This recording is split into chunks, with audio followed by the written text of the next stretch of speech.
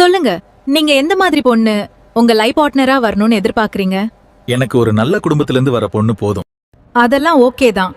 ஆனா கல்யாணத்துக்கு முன்னாடி சில எதிர்பார்ப்பெல்லாம் இருக்கு. அத பத்தி பேசலாமா?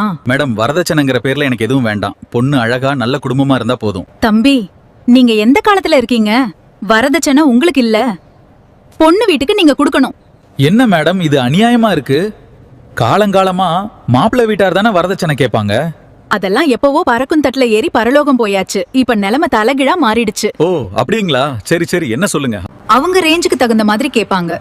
அதாவது நடுத்தர குடும்பமா இருந்தா பொண்ணுக்கு ஒரு 20 பவுனு, பொண்ணோட அம்மாவுக்கு ஒரு 10 பவுனு. பொண்ணுக்கு கேக்குறதுல கூட ஒரு லாஜிக் இருக்கு. அம்மாவுக்கு கேட்டா இது ஓவரா இருக்கே. இதுக்கே அதிர்ச்சியானா எப்படி? இன்னும் எவ்வளவோ இருக்கு.